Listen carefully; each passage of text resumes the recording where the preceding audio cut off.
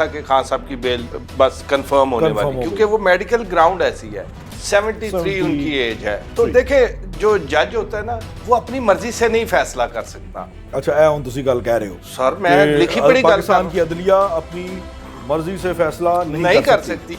Law point है ऐसे ये दो कि इन पे ना अगर जज मेरिट पे फैसला करे तो ये लॉ पॉइंट्स ऐसे हैं जिनकी बुनियाद पर मियाँ साहब नहीं बाहर गए जमानत लाए। जब कोई भी सियासी रहनुमा होता है, जब वो जेल में होता है, बाहर आने के लिए पूरी एक लॉबी होती है, पूरी एक कैंपेन चलती है। आपको याद होगा नवाज शरीफ के प्लेटलेट 6000 रुपए ले आए थे ये लोग। 6000 प्लेटलेट्स रह जाते हैं जाफरी साहब, वो मंजे तो नहीं उठ सकता। इस पे मियाँ मोहम्मद नवाज शरीफ साहब बतौर प्राइम मिनिस्टर ऑफ पाकिस्तान अकड़ जाया करते थे पीपल्स पार्टी के सामने। आज उनके साथ मिलके उसी बारे में तरमीम करते हैं। और जहां तक खान साहब की जेल का ताल्लुक है, तो मेरा ख्याल है कि खान साहब ने बहादुरी से जेल काटी है। अस्सलाम वालेकुम नाजरीन, मैं हूं शहरियार और मेरे साथ आज भी मौजूद हैं मुजाहिद जाफरी साहब। आज की खबर ये है, बल्कि एक नहीं कई खबरें हैं और वो सारी जुड़ी हैं बानी पीटीआई से कि क्या अंदर खाते चल रहा है, कौन मुलाकात करने आ रहा है, कौन मुसवदे लेके दस्तखत करने आ रहा है। एक से बढ़कर एक बातें आ रही हैं। और फाइनली मुझे जो पता चला है वो ये है कि जी फ़िलहाल जो है मायूसी है और जो लोग उम्मीद करके बैठे हुए हैं कि जनाब खान साहब बाहर आए ही आए। कितने आए सर जी?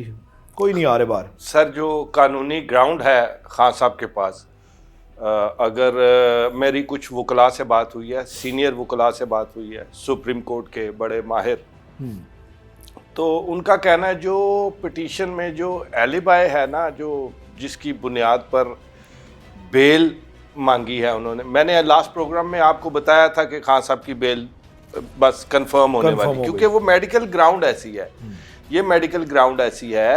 और उसके साथ दो एज हैं बानी को इस हवाले से। एक तो उनके आँख में प्रॉब्लम है जिसकी उन्होंने शिकायत का इजहार किया, उसका मुआवजा भी किसी हद तक किया गया। दूसरी है उनकी एज, 73 उनकी एज है। तो देखे जो जज होता है ना, चाहे वो डिस्ट्रिक्ट एंड सेशन जज हो, चाहे वो किसी भी अदालत का हो, छोटी अदालत का हो, वो हाई कोर्ट से हो, सुप्रीम कोर्ट के, वो अपनी मर्जी से नहीं फैसला कर सकता। अच्छा, ਇਹ ਹੁਣ ਤੁਸੀਂ ਗੱਲ ਕਹਿ ਰਹੇ ਹੋ सर मैं लिखी पढ़ी गल पाकिस्तान की अदलिया अपनी मर्जी से फैसला नहीं कर सकती। वो बाउंड है कानून की। जज की भी एक जुरिस्डिक्शन है सर, जज अपनी जुरिस्डिक्शन से बाहर जाके फैसला नहीं लिख सकता। अच्छा, जो माजी में फैसले होते थे उसमें कानून कहाँ जा गया आपका, और कहाँ से कहाँ? अब तो जितने भी बड़े जुडिशरी से मुंसलिक अफराद भी हैं, तजियाकार भी हैं, वो भी कहते हैं जी पलंदे आंदे सी सानू कहते सी ऐ बोलना सी टीवी ते बोलते ने सा। कहाँ से व्हाट्सएप, वो जज साहब व्हाट्सएप का इंतजार करते सी, समात मुलतवी करते सी, फिर अगले 15 मिनट के लिए समात एडजॉर्न करते थे, फिर उसके बाद फिर कहते थे रोटी ब्रेक है। सारे मीडिया कयास कर रहा था, हाले फैसला नहीं आया। तब कहाँ था मुजाहिद जाफरी साहब कानून? सर अर्ज सुने, पाकिस्तान में जो अदलिया का सिस्टम है वो तो बड़ा तेज गया है, आपको पता ही नहीं। लोग कई कई सालों से बैठे हुए हैं इतने से इंसाफ के लिए। तो ये उनका तो समझ ले बहुत फास्ट ट्रैक हुआ है जो सिस्टम यहाँ पे चल रहा है। तो भाईजान जज साहब बाउंड है अपनी जुरिस्डिक्शन के अंदर रहते हुए काम करने के। तो उनकी जुरिस्डिक्शन में जो कानून में जो प्रोविजन है ना, उसमें ये दो ऐसी ग्राउंड्स हैं, लॉ पॉइंट हैं ऐसे ये दो, कि इन पे ना अगर जज मेरिट पे फैसला करे तो ये लॉ पॉइंट्स ऐसे हैं जिनकी बुनियाद पर मियाँ साहब नहीं बाहर गए जमानत लाए। नहीं, लेकिन मुजाहिद जाफरी साहब इसमें एक और बड़ा एलिमेंट भी है जो मुझे पता चला है, वो ये है कि इनकी इस एंड से भी तैयारी मुकम्मल है। अलशिफा ट्रस्ट में जाएंगे, इनके जो क्लॉट है उसका इलाज हो जाएगा। कोई एडे बड़ा भी मसला नहीं है जिसको बढ़ा चढ़ा के बताया जा रहा है। देखें, जब कोई भी सियासी रहनुमा होता है, जब वो जेल में होता है, बाहर आने के लिए पूरी एक लॉबी होती है, पूरी एक कैंपेन चलती है। आपको याद होगा नवाज शरीफ के प्लेटलेट 6000 रुपए ले आए थे ये लोग। हाँ जी, 5800, हम खुद ब्रेकिंग चला रहे थे, लो जी 7200 हो गए, 6500 रह गए, 6000 हो गए। मियां साहब हॉस्पिटल पे आके कॉफी पी रहे थे, नाल हंस रहे थे, सानू नहीं पता की कर। लेकिन जब जहाज में सवार होने लगे, अपनी टांगों पे चल गए, अब जिसके 6000 प्लेटलेट्स रह जाते हैं जाफरी साहब, वो मंजे तो नहीं उठ सकता। आप क्या बात करते हैं सर? कि अब आप मुझे बताएं, अदालत बाउंड होती है जो उसके सामने डॉक्यूमेंट्स या सबूत रखे जाएं। वो दौड़ रहे होवे, कोई मतलब नहीं अदालत को इससे। अदालत के पास एक जो मेडिकल आएगा सबूत तो सर आएगा। यही आएगा, अल शिफा ट्रस्ट दा मेडिकल सर्टिफिकेट आएगा। यही तो समझाने की कोशिश कर रहे हैं तानू। असल खान साहब की आंख बिल्कुल ठीक हो चुकी है, कोई मसला नहीं है। अभी कासिम और सुलेमान से बात हो गई है, हाँ, हो गई है उनकी उन्होंने बड़े गिले शिकवे की भी की है कि बेटा कैसे हैं आप, पापा हमने आना था तो हमें जो है आपकी पार्टी के लोगों ने नहीं आने दिया।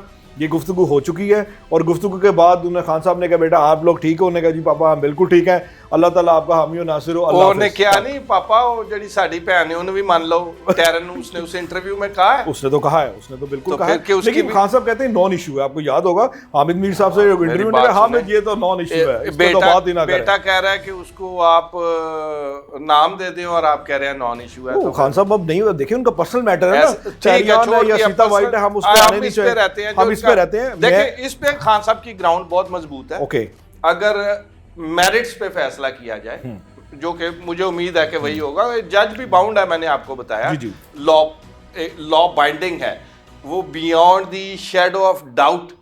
जब तक एक होता है शैडो, ये beyond the shadow of doubt यानी शक के साए से भी दूर हो ना बात, तो जज फैसला डायरेक्ट लिखता है।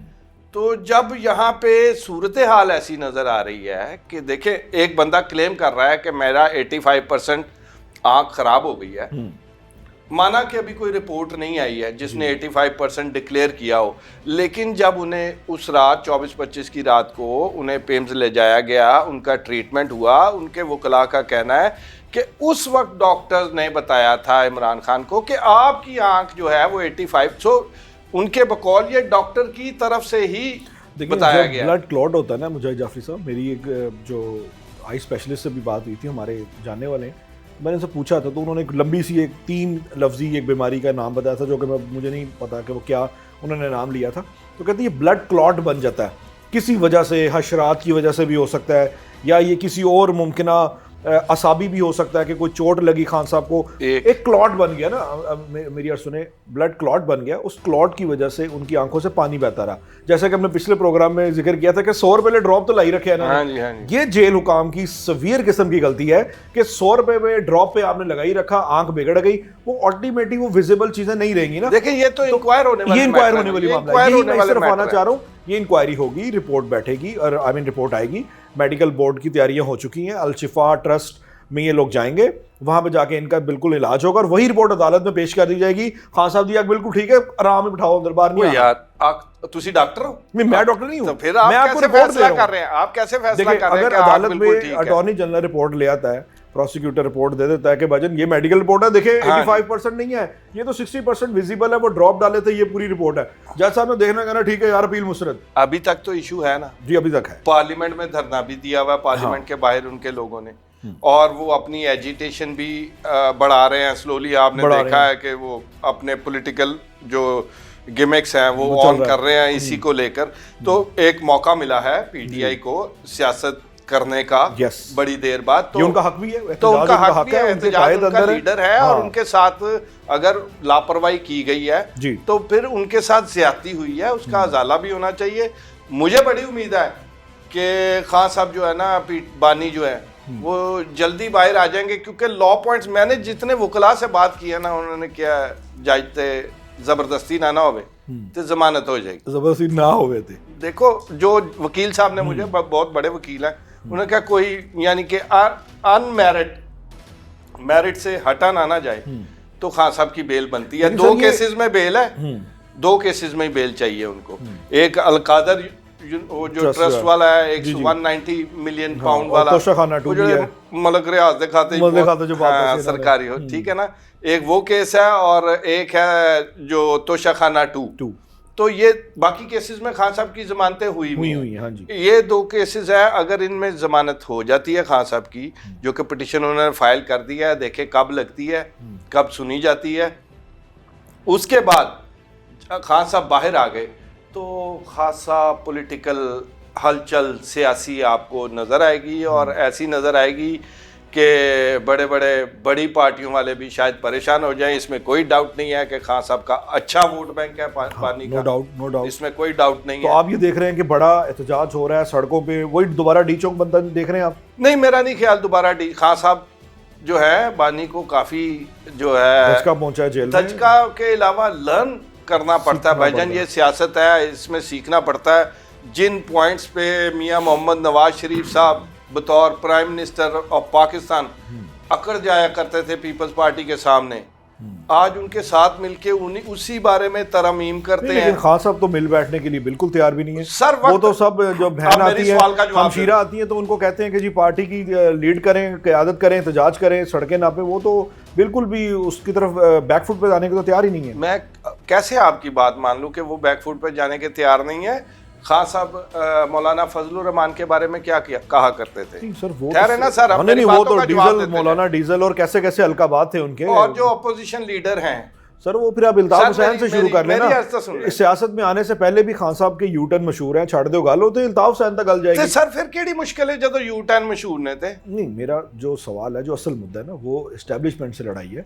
और एस्टेब्लिशमेंट से लड़ाई में एक आला तरीन अस्करी शख्सियत है जिसको वो जो उनको अपने खान साहब जिनको अपना राइवल समझते हैं, तो उधर से तो प्रेस बड़ा उनको ज़हनी मरीज़ करार दिया जा चुका है ना। आपको भी पता है कि वो तो ज़हनी मरीज़ कहते हैं। तो अब एक ज़हनी मरीज़ को डिक्लेयर है और आगे से उनकी मुसलसल एक ही रेट है कि मैं बात करने को तैयार हूँ, लेकिन उनसे बात करूँ। अब मैं आपको अंदर की बात बताऊँ, जिसको आप ज़हनी मरीज़ कह रहे हैं, वो पाकिस्तान की पॉलिटिकल पार्टी। मैं नहीं कह रहा, हाँ, ये मैं बिल्कुल नहीं कह रहा, मैं आपको बता रहा हूँ इशारा कर रहे हैं, जिस तरफ इशारा। वो शख्सियत जिसके बारे में ऐसी चीज़ें कही जा रही हैं, वो पाकिस्तान की दीगर पॉलिटिकल पार्टीज के लिए बड़ी अहम हैसियत रखते हैं। इसका शायद आपको अंदाज़ा नहीं है, क्योंकि इसी तरह से स्टांस लिया था। अगर आपको याद हो तो मियां मोहम्मद नवाज शरीफ भी जब मरियम नवाज पे भी पीछे पड़े, मरियम नवाज पे भी एंटी इस्टेब्लिशमेंट बयानिया का, तो ये बयानिया बनाते बनाते बनाते वो दूसरी पॉलिटिकल पार्टी के करीब आ गए। तो आप इस नज़र से भी देखें कि ये जब पॉलिटिकल बयानिया एंटी इस्टेब्लिशमेंट, दोनों दीगर पार्टियों को भी चाहिए एंटी इस्टेब्लिशमेंट बयानिया, अब समझ लें कि वो इनको इस्तेमाल करें या ये उनको इस्तेमाल करें। अच्छा, लेकिन तो at the end of the day देखें, पाकिस्तान पीपल्स पार्टी वो पार्टी है जो एंटी इस्टेब्लिशमेंट रही है और सियासत अंदर से भी है, सियासत भी एंटी इस्टेब्लिशमेंट की, और इस्टेब्लिशमेंट ने हमेशा पीपल्स पार्टी को ही नीचे करने की कोशिश की है जब भी हुई है। बाकियों को तो उठाया जाता है, इन्हें स्नब किया गया। सो एक खलिश रहती है एस्टेब्लिशमेंट के अगेंस्ट पीपल्स पार्टी में। तो जब कोई एंटी इस्टेब्लिशमेंट चल रहा हो तो खलिश वाले को वो काम की चीज़ लगती है। उम्मीद है मेरी बात आप समझ गए होंगे।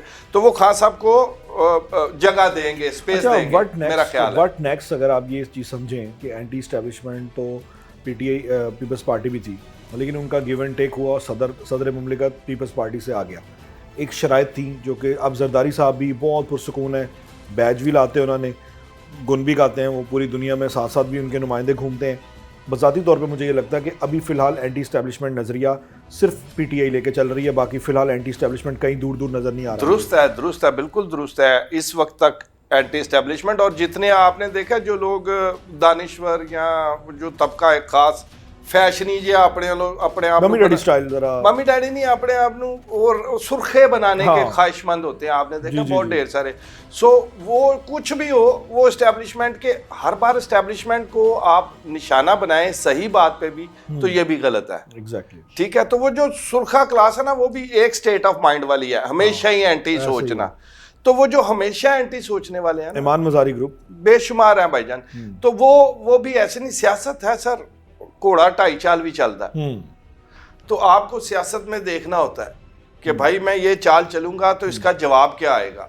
तो मेरा ख्याल है कि बानी ने बहुत कुछ सीखा है, जेल में भी रह के उन्होंने बहुत कुछ सीखा है, किताबें भी पढ़ी हैं उन्होंने, 100 किताबें ने पूरी। हाँ जी, तो किताबें भी पढ़ी हैं, उसकी वजह नाल अख खराब हुई ना, ये भी हो सकता तो है, कोई कुछ ना कुछ जरूर सीखा है उन्होंने। और जहां तक खान साहब की जेल का ताल्लुक है, तो मेरा ख्याल है कि खान साहब ने बहादुरी से जेल काटी है, इसमें कोई शक नहीं। हाँ जी, बाकी कोई शक नहीं मैंने कि इस पे उनको दाद मुझे उम्मीद नहीं थी, मुझे भी उम्मीद नहीं थी, लेकिन खान साहब मुझ जैसे हम जैसे कई लोगों को, कई साफियों को भी ये उम्मीद नहीं थी कि खान साहब इतनी इस्तकामत से और जो है एक अच्छे अंदाज में जेल को रिटेन रखेंगे, ये पॉसिबल नहीं था। वजूहात कुछ भी इल्जामात कुछ भी हो, जेल उन्होंने डट कर काटी है और अपने बयानिए पर खड़े रहे हैं। और आज भी वो अपने बयानिए पर खड़े हैं और वो एक ऐसा बयानिया बनाने में पाकिस्तान में कामयाब हो गए हैं जो इससे पहले कभी नहीं था, मैंने देखा नहीं था। और वो जो बयानिया लेकर चल रहे हैं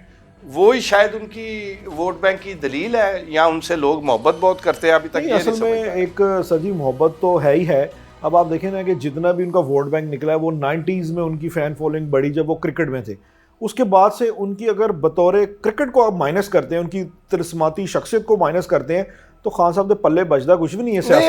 सियासी बसीरत नहीं रखते, ये सियासी बसीरत का उनका कोई ताल्लुक ही नहीं है सियासत से। सियासी बसीरत ऐसे ब्लेंडर मारते रहे। अगर आप उनके ट्रोलिंग करने भी आए, अगर कोई मुनज़्ज़म सोशल मीडिया हैंडलर हो नून लीग के पास, तो पीपल्स पार्टी के पास, ये तो बहुत पहले से इनको ट्रोल कर चुके थे। सर बिल्कुल खान साहब को मैं बिल्कुल उनका इस बात पे एग्री हूँ कि उन्होंने सियासत जो है वो उस तरह नहीं की जिस तरह उन्हें सियासत करनी चाहिए थी। वो एक स्ट्रेट ज़िद्दी सियासत के कायल हैं और मेरा ख्याल है कि सियासत में ज़िद जो है ना वो नुकसान करती है। और आपने देखा भी है कि खान साहब का अच्छा खासा नुकसान हुआ है इसी ज़िद में, बल्कि 9 मई के वाक़यात तक उनके गले में हार पड़ा हुआ है। तो ये तो एक सर वो भी पड़ा हुआ है, और वो आपकी बात दुरुस्ती के कहीं ना कहीं ये उस कैटेगरी में भी चले गए कि हर सूरत आपने एंटी इस्टेब्लिशमेंट जाना है बिला किसी वजह दे कि बस सुई आड़ेगी यार, नहीं इन्होंने बुरा कहना ही कहना है। तो वो एक उनके दिमाग में एक घोल के एक चीज़ रच बस गई हुई है। अड्डी भी गल नहीं की, खान साहब की ब्लंडर्स बहुत ज़्यादा है, ऑन रिकॉर्ड है जी, और जो वो इस मुमलिकत को नुकसान पहुंचाने के लिए कर चुके हैं मुख्तलिफ हल्के, उसको जस्टिफिकेशन में बहुत आगे चले जाते हैं। दुरुस्त फरमा रहे हैं आप। खान साहब ने जो एक्शंस किए या उनके कहने पे उठाए गए, उनमें से बहुत से ऐसे थे जो काबिल सताइश नहीं थे बल्कि काबिल मुजम्मत थे। तो उसको खान साहब को ये शायद अंदाज़ा नहीं था बानी को कि उनको इस तरह भी ट्रीट किया जा सकता है, क्योंकि वो जो जड़े लोशे उन्होंने वेखे सन ना सर, जो दिखाए गए सी ना, जो दिखाए गए आपको पता है, जब कोर्ट से इन्हें लेके गए हैं उस दिन भी, कोर्ट पुरानी बात है जब उठा के लेके गए उस दिन भी पायनरी मर्सिडीज से आए सन जी, बिल्कुल। तो उनको एक पुश करके रखा गया जो इनके पीछे टीम लगी थी। जी जी जी, ते अपने नहीं फंसवाता है, समझ सबने मरवाता हाँ जी, वो अपने ही गिराते हैं नशेमन पे बिजली। आप कोर्ट मार्शल करा लिया तो बिजली मुजाहिद जाफरी साहब, अच्छी गुफ्तगू हुई और हम सब तो इस चीज़ के कायल हैं कि कानून की बालादस्ती होनी चाहिए, कानून की हाकमियत होनी चाहिए और अदालतें जो भी फैसला करें मेरिट पे करें और मेरिट में ही इस मुल्क की बका है। लेकिन ये भी कंफर्म है कि ऑन द अदर ग्राउंड अगर आप इस मामले को ज़्यादा पॉलिटिसाइज करने की कोशिश कर रहे हैं, अगर आंख में नज़र आ रहा है और आप कहते हैं कि आंख से नज़र नहीं आ रहा, तो वो भी मुल्क के लिए इंतशार का बायस बनेगा। एहतजाज ज़रूर करें लेकिन हक़ाइक़ को मद्देनज़र रख के करें। सिर्फ इस बुनियाद पे खान साहब को छुड़वाने की कोशिश ना करें कि आपको ये लग रहा है कि खान साहब की आंख से नज़र आना बंद हो गया। इजाज़त दीजिए, अल्लाह हाफ़िज़।